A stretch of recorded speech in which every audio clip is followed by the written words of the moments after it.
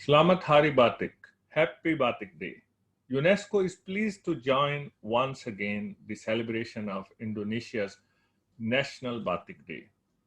This day was initiated by the government of Indonesia when batik was inscribed on UNESCO's list of masterpieces of oral and intangible cultural heritage on the 2nd of October 2009. It was certainly a great day for batik, a great day for Indonesia, and a wonderful day for the world.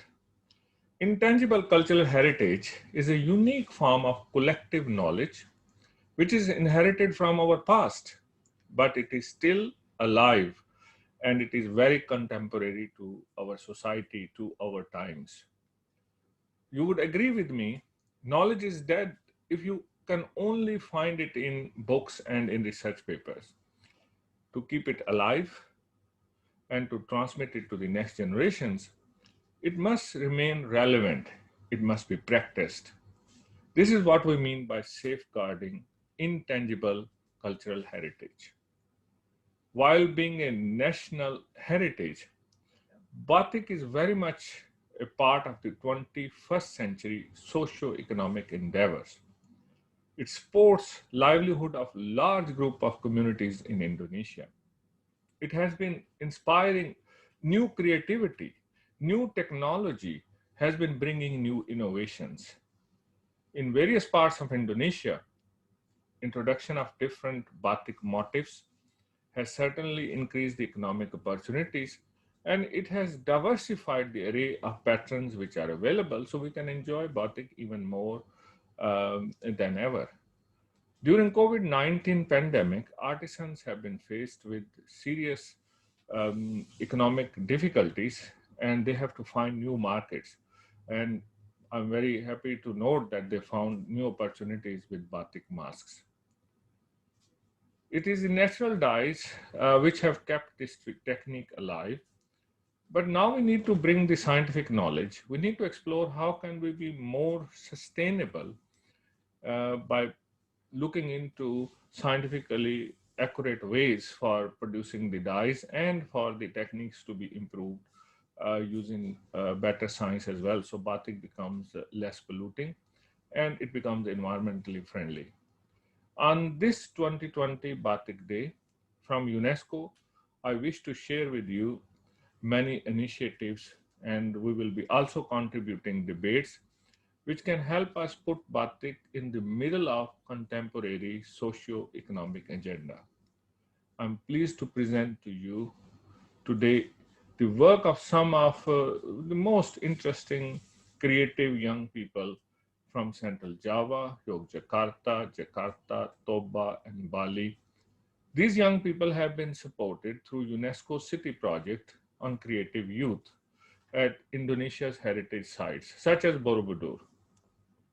Under the project, we have been mentoring more than 50 young people.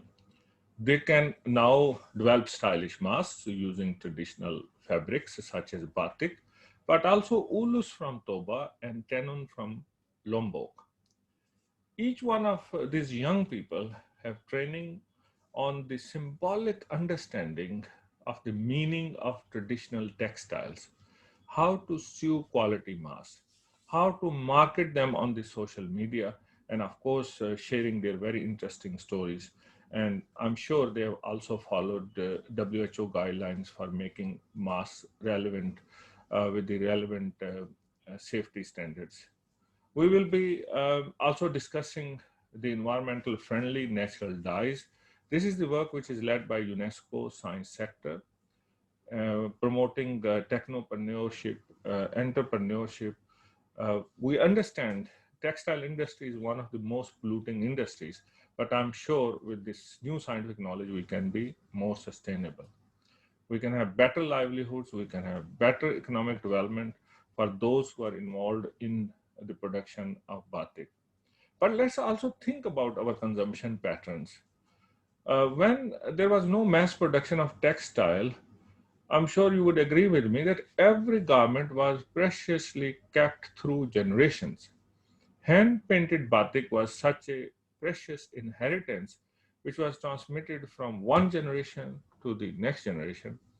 And it was certainly out of question that someone would throw away a garment after one season only, as we do today. So we have to carefully think the wisdom of our ancestors who are so environmentally sustainable as compared to us. We must decide on how do we carry those lessons, and also we must very carefully understand the new scientific knowledge and the new knowledge from the marketing and the social media to bring these ideas to the next generation. So I hope the National Batik Day will give us more opportunities through interesting debates, which should enrich our understanding of our heritage. It should bring new wisdom. And very importantly, how can we be more sustainable, new ways of looking into sustainability. Once again, Slamat Hari Batik, Happy Batik Day. Let us celebrate our very special, intangible cultural heritage, which is Batik. Have a wonderful celebration. Terima kasih. Thank you very much.